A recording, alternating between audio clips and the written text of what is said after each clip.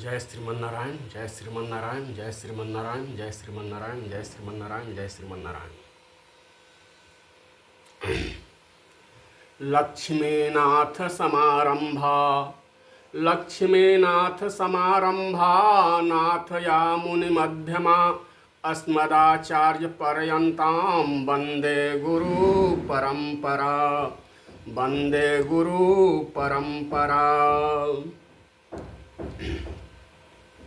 संत शिरोमणि तुलसीदास कृत श्री मानस के पावन प्रसंग अंतर्गत शिव सती महिमा का निवेदन किया जा रहा है। इसी कड़ी में इसी कड़ी को आगे बढ़ाते हुए जो मानस में पावन पंक्तियां आई हैं उसी को आधार लेकर निवेदन किया जा रहा है शिव सती महिमा का।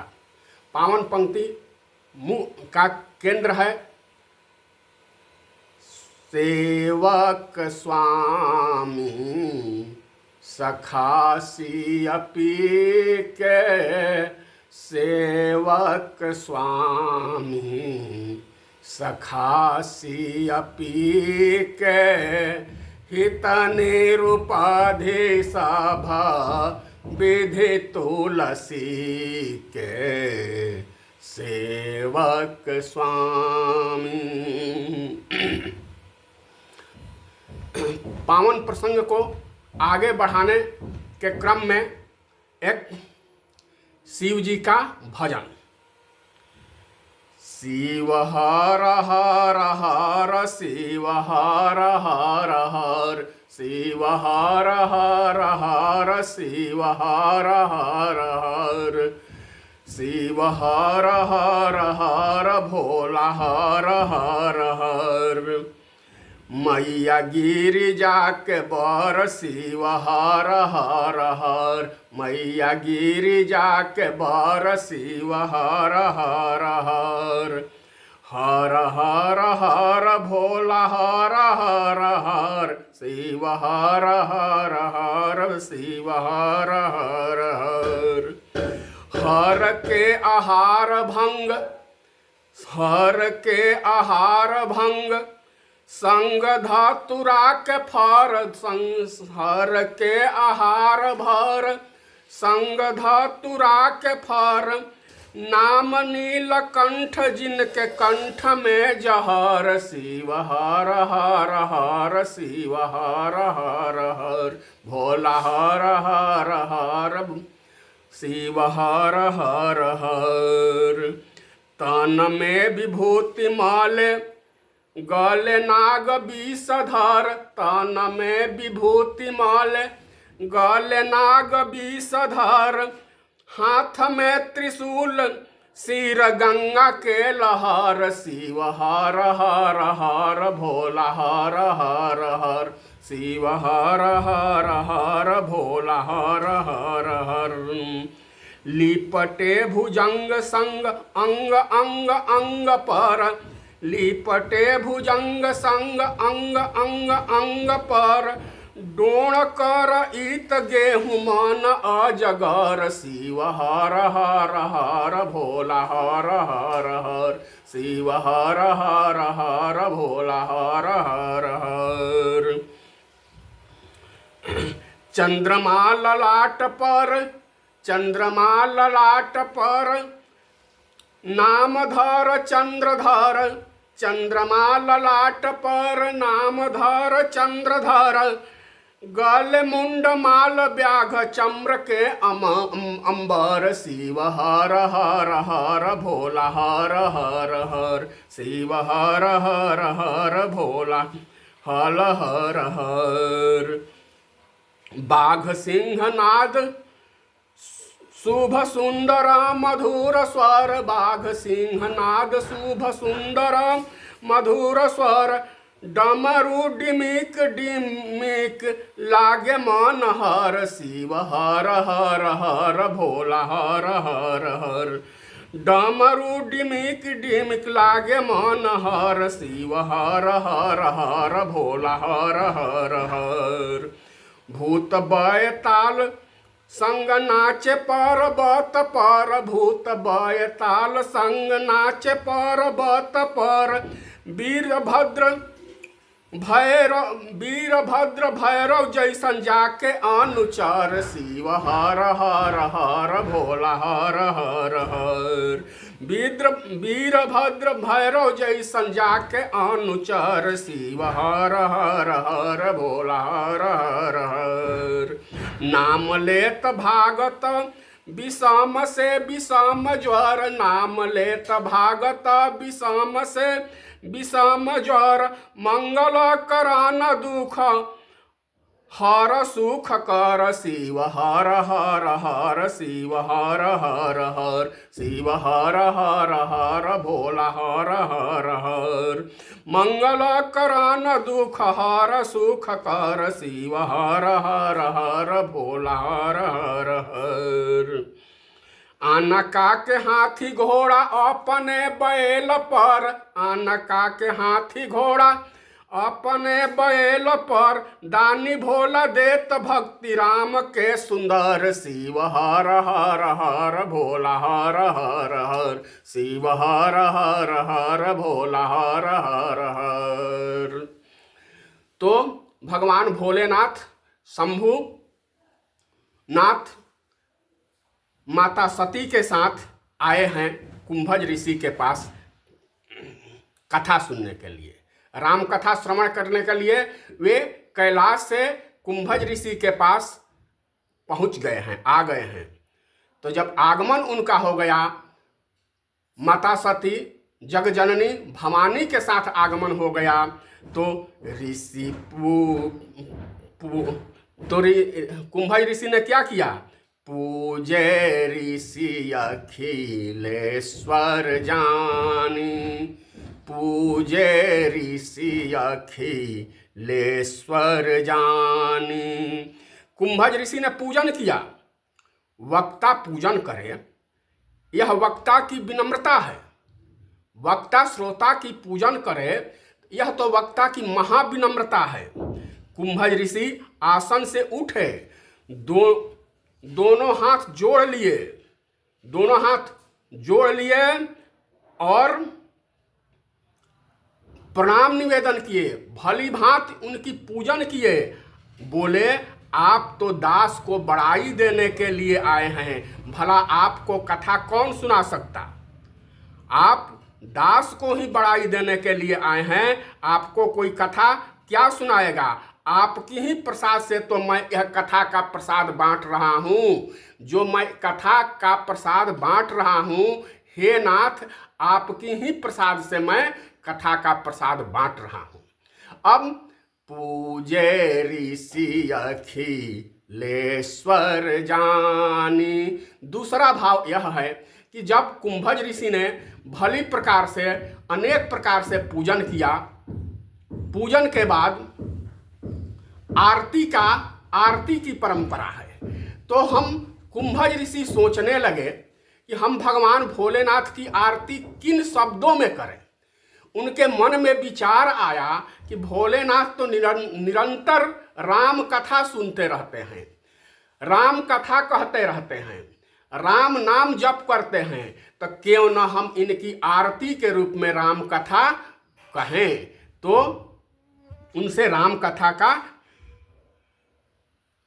शिव जी को वे राम कथा सुनाए। लेकिन कहते क्या हैं? आप हमें बड़ाई देने के लिए आए हैं, आपकी ही कथा प्रसाद का मैं प्रसाद बांट रहा हूं।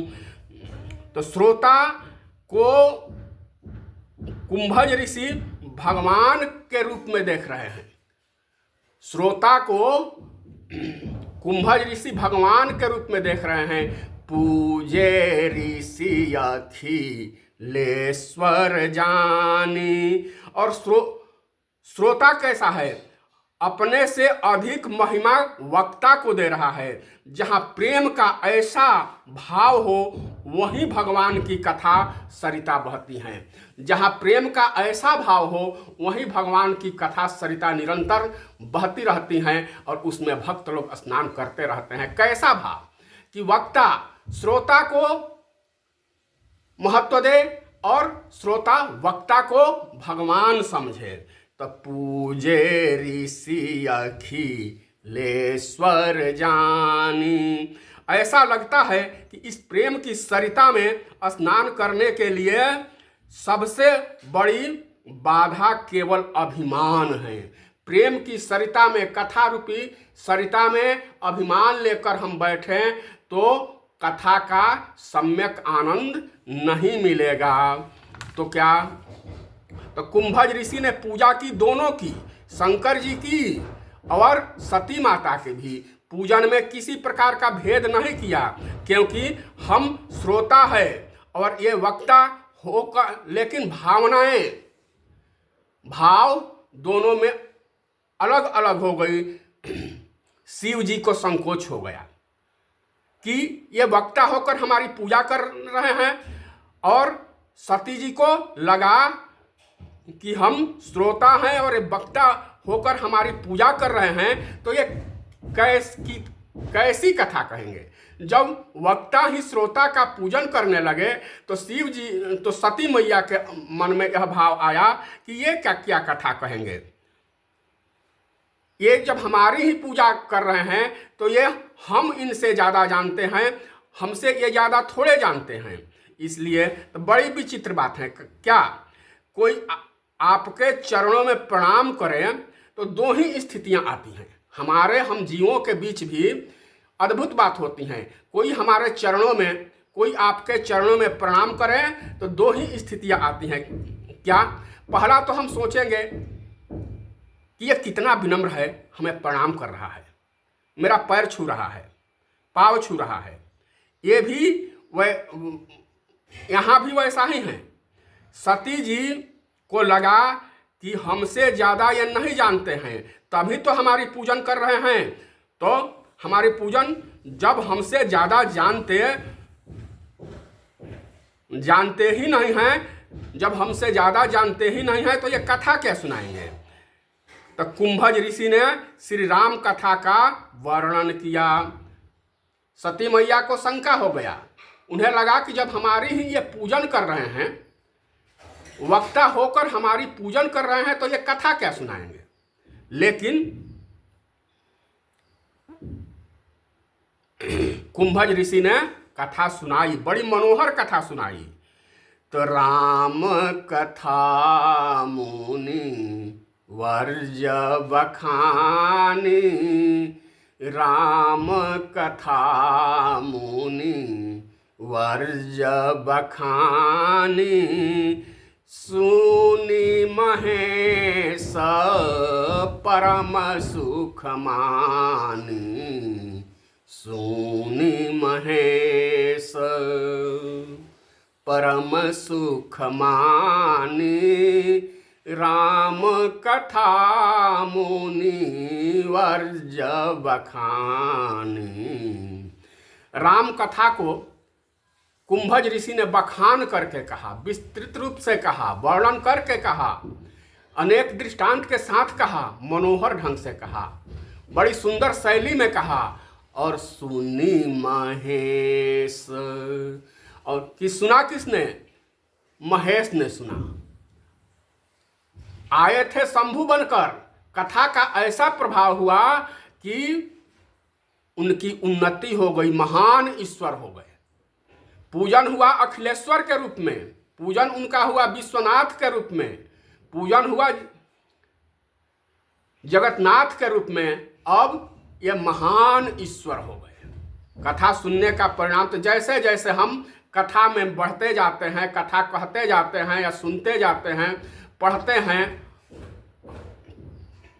तो हमारा उत्थान होता है। इससे हमें यह प्रेरणा मिलती है कि तो सुनि महेश परम सुख मानी, सुनि महेश।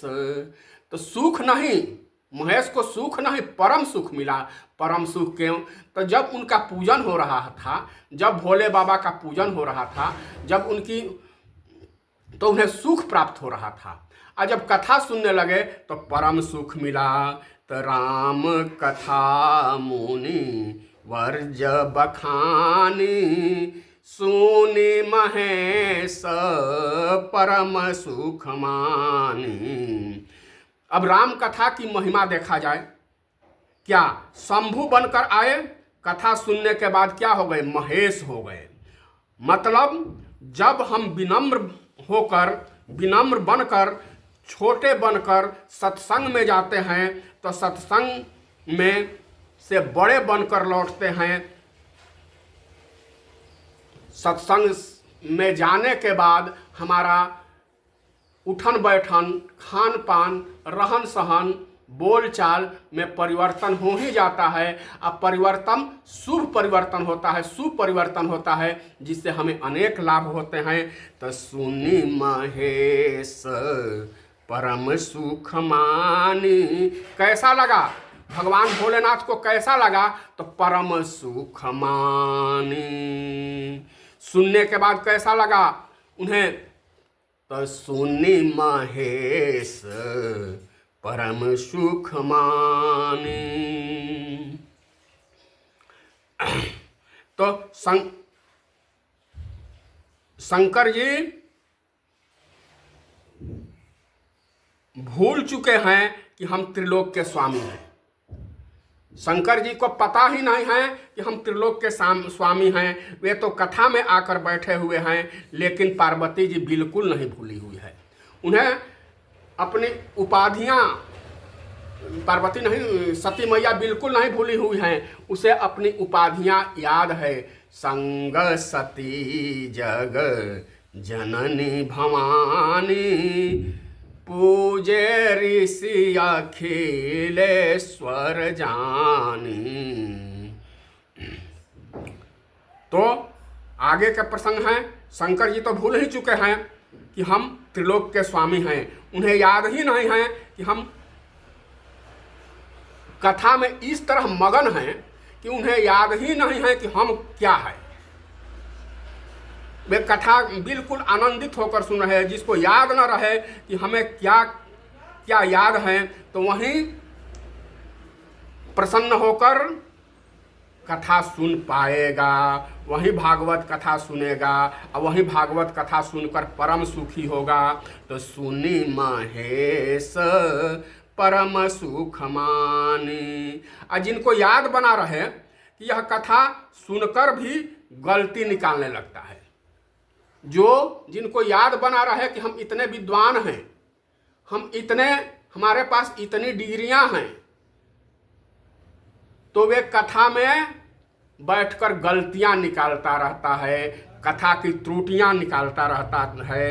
एक आदमी तो ऐसा था कि कथा में बैठता था तो कलम कापी लेकर बैठता था और संत महात्मा के, विद्वानों के, गुरुजनों के कथा की त्रुटियां निकालने लगता था। और हद तो तब हो गई कि 1 घंटा की कथा में 80-82 त्रुटियां उसने निकाल दी और कहने लगा ये श्लोक गलत है, यह प्रसंग इस कांड का है और इसका वर्णन इस कांड में किया गया है, श्लोक का उच्चारण गलत है, सोरठा गलत है, चौपाइयाँ गलत है। तो ऐसे लोगों को कथा का आनंद तो बिल्कुल प्राप्त ही नहीं होता है। वे कथा के रस को प्राप्त नहीं कर पाते हैं और कथा से उन्हें लाभ भी नहीं मिल पाता है। तो भगवान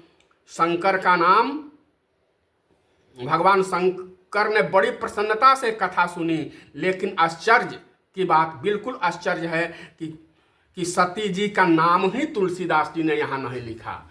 सुनि महेश परम सुख मानी, बिल्कुल नाम नहीं लिखा।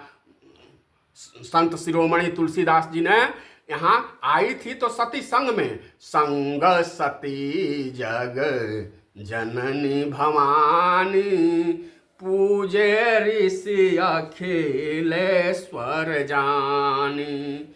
संग में थी लेकिन कथा सुनने के क्रम में तुलसीदास जी ने सती जी का नाम नहीं लिखा। भगवान शंकर का नाम है, सती जी का नाम नहीं है। तुलसीदास जी से किसी ने पूछा क्या कि आपने सती माता का नाम क्यों नहीं लिया? संत शिरोमणि तुलसीदास जी बोले सती माता कथा में थी ही नहीं। भक्तों ने पूछा कथा में तो वह थी, संग भोलेनाथ के साथ कथा में बैठी थी। तो बाबा बोलते हैं कि बैठी तो थी, कैसे? तन से बैठना अलग है और मन से बैठना अलग है। तन से बैठी थी पर मन से नहीं, इसलिए मन से बिल्कुल नहीं बैठी थी, एकाग्रता से कथा नहीं श्रवण कर रही थी। इसलिए बाबा ने लिखा सुनी महेश परम सुख मानी, सुनी महेश परम सुख मानी।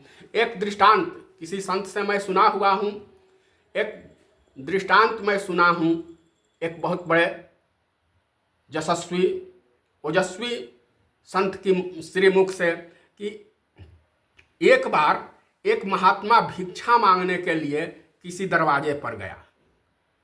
एक महात्मा भिक्षा मांगने के लिए किसी भक्त के दरवाजे पर गया। आए, उस परिवार के लोग बड़ी भक्त थे और बहुत अत्यधिक भक्त थी। भिक्षा लेकर आई, सास पीछे से देखने लगी कि क्या कर रही है, क्या पूछ रही है। महात्मा ने पूछा बहू बेटी आपकी उम्र क्या है? बहू बोली मेरी उम्र 14 साल की है। सास को बड़ी गुस्सा आया, बड़ा गुस्सा आया। थी 27 साल के, अब बता रही है कि मेरी अवस्था, मेरी आयु, मेरी उम्र 14 साल की है। फिर महात्मा ने पूछा आपकी सास की आयु कितनी है? मेरी सास की आयु 3 साल की है। यह सुनकर सास का क्रोध और बढ़ता जा रहा था और बढ़ गया। फिर भी संयमित होकर सुनती रही कि कैसी कैसी फालतू बातें महात्मा से करती हैं। महात्मा जी पुनः पूछे कि बेटी आपकी पति की आयु? तो पति की आयु 3 दिन है। और गुस्सा हो गई सास, ये क्या बात कर रही है, कैसी बात कर रही है, पति की आयु 3 दिन। और ससुर तो मत पूछिए प्रभु नाथ, मत पूछिए, ससुर का तो जन्म ही नहीं हुआ है। यह सुनकर सास बाहर निकल आई, कहने लगी, डांटते हुए बोलने लगी, महात्मा आप इनकी बातों में आ जा रहे हैं, ये ऐसे ही अनाप शनाप बोल रही है। महात्मा बोले यह ठीक ही बोल रही है, बिल्कुल सही बोल रही है। कैसे? तो इनसे ही पूछ लीजिए। पूछा गया कि बेटी बताओ तुमने अपनी उम्र 13 साल 14 साल क्यों बताई? वह बोली महात्मा जी देखिए जीवन के तो 12-13 साल यूं ही बीत गए। 14 साल की उम्र में मैं संत से दीक्षित होकर मंत्र लेकर भजन कर रही हूँ, पूजन कर रही हूँ, कथा सुन रही हूँ। तो उम्र की गणना तो वहीं की जाएगी। अभी तक मैं 13 साल से 14 साल से कथा सुन रही हूँ, तो यही तो मेरी उम्र की सार्थकता है, यही तो मेरी उम्र की गणना है। और मेरी सास भी 3 साल से दीक्षा लेकर, मंत्र दीक्षा लेकर भजन कर रही है, इसलिए इनकी उम्र 3 साल बताया। और पति अभी 3 दिन से, शुरुआत पति देव भी कर दिए हैं, लेकिन उनकी शुरू किए हुए मात्र 3 दिन हुआ। यही तो उनकी जीवन की असली समय है। जो बेकार के समय बीत गए उसके जीवन की उम्र में गणना नहीं करनी चाहिए। और अभी तो ससुर जी भजन शुरू ही नहीं किए हैं, तो उनका जन्म ही नहीं हुआ है। तो सुनी महेश परम सुख मानी। तो मतलब क्या निकला? उम्र तो वही है जो भगवान से जुड़ी हो, जो भगवान से न जुड़े ऐसे उम्र की क्या गिनती, ऐसे उम्र की गणना ही नहीं करनी चाहिए। सही उम्र की सार्थकता तो वही है जो भगवान से जुड़ी हो, भगवान की कथा से जुड़ी हो, राम कथा से जुड़ी हो, कृष्ण कथा से जुड़ी हो, शिव कथा से जुड़ी हो, भागवत कथा से जुड़ी हो। बोलिए सीतारामचंद्र भगवान की जय। अब देखिए, आम की पेड़ में आम का फल लगे तो आम की वृक्ष की सार्थकता है। जामुन के वृक्ष में जामुन का फल लगे तो जामुन की वृक्ष की सार्थकता है। कटहल के वृक्ष में कटहल का फल लगे तो कटहल की वृक्ष की सार्थकता है। तो जामुन के पेड़ में, आम के पेड़ में, कटहल के पेड़ में आम, कटहल और जामुन के फल न लगे तो क्या उस वृक्ष की सार्थकता कही जाएगी? वृक्ष तो कहा जाएगा, लेकिन वृक्ष होकर भी उस वृक्ष की सार्थकता नहीं है। इसी तरह हमारा मनुष्य जीवन भी एक वृक्ष है, मानव जीवन भी एक वृक्ष है। तो मानव जीवन रूपी वृक्ष का फल क्या है? हमारा मानव जीवन भी एक वृक्ष है। तो मानव जीवन रूपी वृक्ष का फल क्या है? बाबा लिखते हैं, बाबा बोलते हैं, देह धरे कर यह फल भाई, देह धरे कर यह फल भाई, भजिए राम सब काम बिहाई, देह धरे कर यह फल भाई, भजिए राम सब काम बिहाई।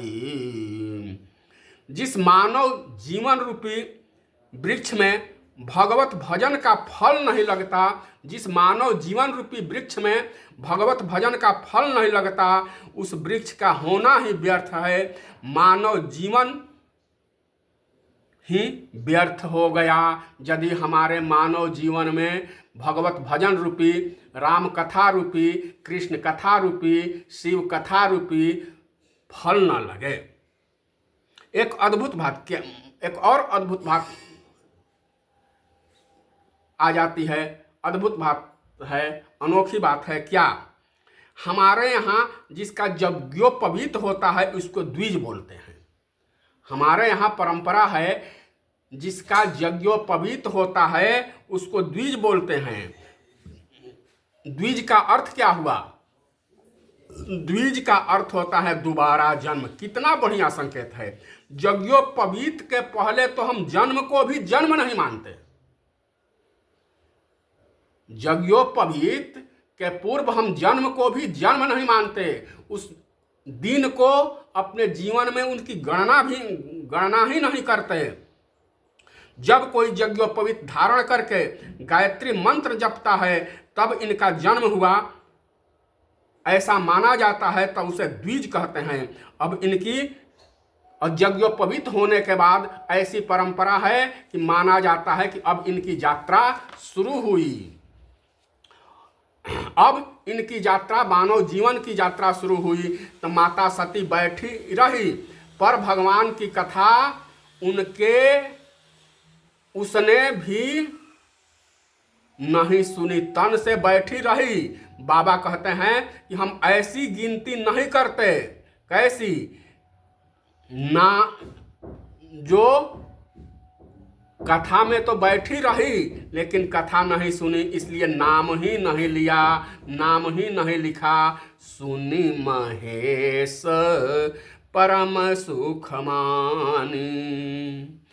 कुंभज ऋषि ने भगवान शंकर से कहा, महाराज कथा की भगवान शंकर को जब परम सुख मिला, जब भगवान भोलेनाथ को कुंभज ऋषि ने देखा कि आनंदित हैं, प्रफुल्लित है, उमंग से भरे हुए हैं, आनंद विभोर भगवान शंकर को कथा के प्रभाव से जब ऋषि कुंभज ने देखा उनकी दशा देखी, उनकी मनोहर दशा देखी, तो निवेदन किया, उनके चरणों में निवेदन किया, भगवान कथा की दक्षिणा मिल जाती तो बड़ा अच्छा होता। कि कथा सुनने के बाद दक्षिणा की परंपरा है।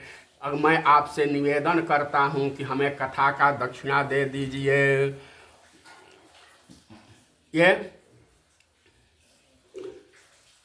भगवान भोलेनाथ बोले, हाँ हाँ मांगो, क्यों नहीं। प्रार्थना की कुंभज ऋषि ने। भगवान भोलेनाथ कहे कि मांगो। कथा सुनकर, अगर आप, कुंभज ऋषि बोले, कथा सुनकर यदि आप प्रसन्न हैं तो हमें राम भक्ति का दक्षिणा दे दीजिए, राम भक्ति का वरदान दे दीजिए, राम भक्ति का उपदेश दे दीजिए, दक्षिणा के रूप में हमें राम भक्ति प्रदान कीजिए।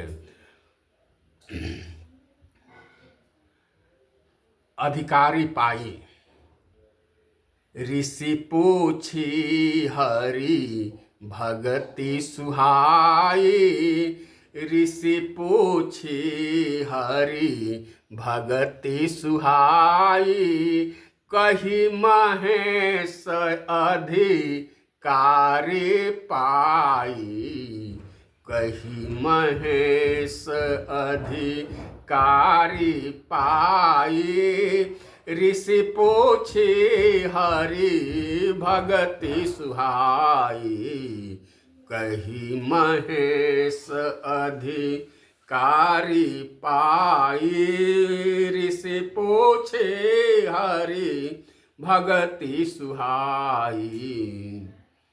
दक्षिणा के रूप में कुंभज ऋषि ने हरि भक्ति, विष्णु भक्ति, भगवान भक्ति के रहस्य को पूछा और बाबा भोलेनाथ ने उन्हें अधिकारी जानकर भक्ति प्रदान की, भक्ति के रहस्य को प्रदान की। अधिकारी कैसे जान लिया? भगवान भोलेनाथ ने देखा कि जिनकी कथा कहने की शैली इतनी सुंदर है, इनकी कथा कहने का तरीका इतना मनोहर है, जो इतने सुंदर कथा कह सकते हैं, वे तो राम भक्ति के परम अधिकारी हैं, वे राम भक्ति के श्रेष्ठ अधिकारी हैं। इन्हें राम भक्ति मिलनी ही चाहिए। और कथा सुनने का फल भी यही है। कथा सुनने का, कथा पढ़ने का, कथा कहने का फल यही है कि हमें भक्ति प्राप्त हो जाए। और कथा सुनने, पढ़ने, सत्संग में जाने आने से भक्ति मिल ही जाती है। अब देखिए, ऋषि पूछी हरि भगति सुहाई, ऋषि पूछी हरि भगति सुहाई, कही महेश अधिकारी पाई, कही महेश। कुंभज ऋषि ने राम भक्ति के बारे में पूछा और भगवान भोलेनाथ ने उन्हें अधिकारी जानकर राम भक्ति प्रदान कर दी, राम भक्ति का उपदेश दिया। अब एक दृष्टांत और, गेहूं चना की खेती करते हैं हम लोग। गेहूं चना धान की खेती करते हैं। क्यों करते हैं? धान के लिए खेती करते हैं, गेहूं के लिए खेती करते हैं, चना के लिए खेती करते हैं। कोई यह भूसा के लिए खेती नहीं करता है, भूसा के लिए कोई खेती करता ही नहीं है। तो गेहूं चना की खेती, धान की खेती करते हैं। धान की भूसे की आवश्यकता होती है और भूसा तो अनायास मिल जाता है और वह जानवरों के लिए होती है। हमें लगता है कि हमें भी भगवान की प्रेम रूपी खेती करनी चाहिए और जानवरों के लिए भूसा तो होगा ही, उसके साथ इसमें क्या, खेती, प्रेम रूपी खेती के साथ साथ जानवरों के लिए भूसा होगा ही। लेकिन भूसे के लिए हमें खेती नहीं करनी चाहिए, हमें खेती प्रेम रूपी कथा के लिए करनी चाहिए। एक तो भगवान की भक्ति मांगी कुंभज ऋषि ने, भगवान की भक्ति मांगी। और क्यों भगवान की भक्ति क्यों मांगी? क्योंकि शरीरम स्वरूपम सुतम वा कलत्रम धनम मेरुतुल्यम। शरीरम स्वरूपम, सुंदर स्वरूप शरीर हो, सुतमवा कलत्रम, पुत्र पौत्र हो घर में, धनम में रुतुल्यम, और कुबेर जैसा धन हो, शरीरम स्वरूपम सुतम वा कलत्रम, धनम में रुतुल्यम, जसस चारु चित्रम, चारों ओर जस फैला हो, हरि पद्म रंगी, मनश्च में लग्नम, ततः किम, लेकिन भगवान के चरणों में लगन न हो, ततः किम, तो शरीर स्वस्थ हो, सुंदर हो, स्वरूप पुत्र परिवार हो, जस भी हो, चारों ओर जस हो, लेकिन भगवान के चरणों में प्रेम न हो तो सब बेकार है। कैसा भी व्यक्ति यशस्वी हो, कैसा भी महान हो, ऊंचे से ऊंचे पद पर चला गया हो, कितना भी उपलब्धियां प्राप्त की हो, लेकिन राम कथा, कृष्ण कथा, सत्संगति का पठन पाठन नहीं करता है, सुनता नहीं है, तो वह उनका जीवन व्यर्थ है। कैसे?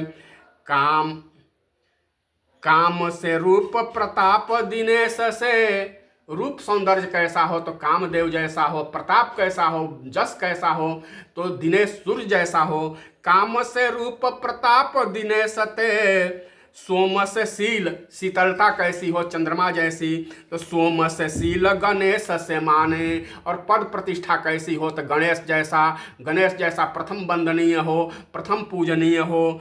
तो काम से रूप प्रताप दिनेश ते, सोम से शील गणेश ते माने। हरिश्चंद्र से साँचे, हरिश्चंद्र जैसा सत्यवादी हो, हरिश्चंद्र से बड़े विधि सो, और ब्रह्मा से भी बड़ा हो। मघवा से महीप, विषय सुख साने, और इंद्र से भी बड़ा पद हो, तो पर भी सुख से मुनि, सुखदेव के समान मुनि हो, महात्मा हो।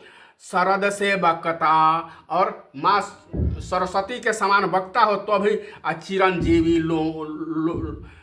चिरंजीवी लोमस से अधिकाने, और लोमस ऋषि से भी ज़्यादा चिरंजीवी हो। लोमस ऋषि ने कहीं कुटियाँ ही नहीं बनाई, बस बगल में वे आसन रखते थे, हाथ में कमंडल रखते थे। किसी ने पूछा, महात्मा जी कुटिया क्यों नहीं बना लेते? लोमस ऋषि बोले कि इस छोटी सी उम्र के लिए कुटिया क्या बनाई जाए, इस छोटी सी उम्र के लिए कुटिया की क्या आवश्यकता। लोमस ऋषि से पूछा गया कि आपको अपनी उम्र की पता है? बोले हाँ पता है।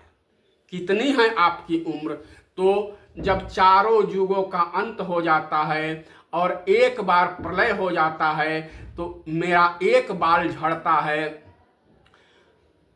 और जब मेरे शरीर के सभी बाल झड़ जाएंगे तब मेरी आयु समाप्त हो जाएगी और मैं शरीर का त्याग कर दूंगा। अब बताइए लोमस जैसा चिरंजीवी कौन है? अब एक युग की आयु, कलयुग की आयु संत लोग बताते हैं, या मैं कहीं से पढ़ा हूँ या सुना हूँ कि 4,32,000 वर्ष की है। इसी तरह द्वापर की आयु इससे दुगुना, त्रेता की आयु उससे दुगुना, और सतयुग की आयु उससे दुगुना। ऐसी गणना करने के बाद एक युग का जब अंत होता है तो लोमस ऋषि का एक बाल झड़ता है तो वे कितने चिरंजीवी हों। तो लोमस जैसा भी चिरंजीवी हो चारों, तब भी अगर वे राम, उनका जीवन भजन में नहीं लगा। ऐसे भयो तो कहा तुलसी, ऐसे भयो तो कहा तुलसी, जप जान की नाथ के नाम न जाने। ऐसा प्रताप, ऐसा प्रभाव, ऐसा पद प्रतिष्ठा, ऐसी उपलब्धि होने के बाद भी उनका होना सब बेकार है। कब? जप जान की नाथ के नाम न जाने। लौकिक दृष्टि से भी तुलसीदास जी सांसारिक स्वरूप का वर्णन करते हुए कहते हैं क्या,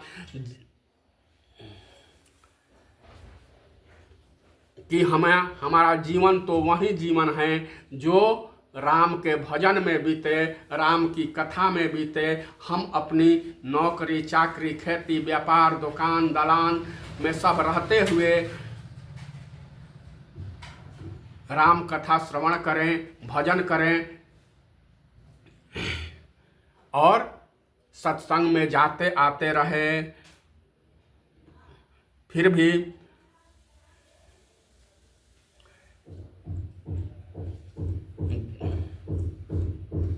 लेकिन लौकिक दृष्टि से भी तुलसीदास जी सांसारिक स्वरूप का वर्णन करते हुए कहते हैं क्या, कि झूमत द्वार अनेक मतंग, झूमत द्वार अनेक मतंग, दरवाजे पर अनेक हाथी झूम रहे हो। झूमत द्वार अनेक मतंग, जंजीर जुरे मद अंबुज चुचाते, तीखे तुरंग मनो गति चंचल, पावन पावन के गौन ते बढ़ी जाते, ऐसे भयो तो कहाँ तुलसी, जे पे जानकी नाथ के नाम न लाते। भीतर चंद्रमुखी अवलोकती, बाहर भूप खड़े न समाते, ऐसे भयो तो कहा तुलसी, जो पे जानकी नाथ के नाम न लाते। अगर भगवान से उनका हमारा प्रेम नहीं है, उनका प्रेम नहीं है, ततः किम ततः किम ततः किम। इसलिए भागवत कथा सुनने के बाद भक्ति की याचना करनी चाहिए। राम कथा सुनने का फल भक्ति है, अब भक्ति की प्रार्थना करनी चाहिए। अब हम भगवान भोलेनाथ को प्रभु राम के दर्शन के लालसा हृदय में लेते हुए मार्ग में ही छोड़ करके इस सत्संग सब का विश्राम दिया जा रहा है। अगले कथा में सती जी के शंका का निवेदन किया जाएगा। वह जो सती जी की शंका भी है वह भी परम हितकारी है। सती माता भी लीला के रूप में है, बिल्कुल लीला के रूप में। सती माता को सब कुछ ज्ञान है, ऐसी बात नहीं है कि सती माता को कहीं शंका है। लेकिन यहाँ सेवक स्वामी सखासी पिया के, सेवक स्वामी सखासी पिया के, हित निरुपाधि सभ विधि तुलसी के। तो यहाँ भगवान की लीला में सती माता की जो यहाँ भूमिका है वह ऐसा लगता है कहीं से निंदनीय नहीं है, हर दृष्टिकोण से वंदनीय है। और इनका भूमिका इतना सफल है, सती माता की भूमिका इतना सफल है, इतना सफल है कि उनकी भूमिका भगवान भोलेनाथ से भी आगे बढ़ जाती है। कैसे? क्योंकि भोलेनाथ तो समझते हैं कि गुप्त रूप अवतरऊं प्रभु, गए जान सबको। लेकिन भगवान का विनोद है, सखा साख्य भाव है कि भोले बाबा आप समझते हैं कि हमको सीमा में बांध रहे हैं, सीमित कर रहे हैं। सती माता मुझको व्यापक कर देगी, तुरंत थोड़े ही देर में सती माता मुझको व्यापक कर देगी, सभी लोग जान जाएंगे। क्योंकि सेवक स्वामी सखासी पिया के, हित निरुपाधि सभ विधि तुलसी के। कैसे कैसे सती माता का चरित्र कैसे सबसे वंदनीय है, बहुत वंदनीय है। क्योंकि माँ जो होती है, माँ होती है। माँ अपने पुत्र को जब पुत्र डेगा डेगी देने लगता है, कदम बढ़ाने लगता है, तो उंगली पकड़कर चलना सिखाती है। लेकिन माँ कैसे चलना सिखाती हैं? अपने उल्टा चलती हैं और पुत्र को सीधा चलना सिखाती हैं। यही भूमिका माता सती की है। बिल्कुल जग जननी भवानी की भूमिका को सार्थक पूर्णतः सार्थकता प्रदान कर रही है। वह हम भक्तों को सही चलाने के लिए अपने स्वयं थोड़ी सी उल्टा चल रही है कि हम भक्त, हम संसार के लोग, हम जीव सती माता के चरित्र से, सती माता की इस लीला से सीधा चलना सीख जाए। इन्हीं शब्दों के साथ जय जय सीताराम, जय श्रीमन नारायण, जय श्रीमन नारायण, जय श्रीमन नारायण।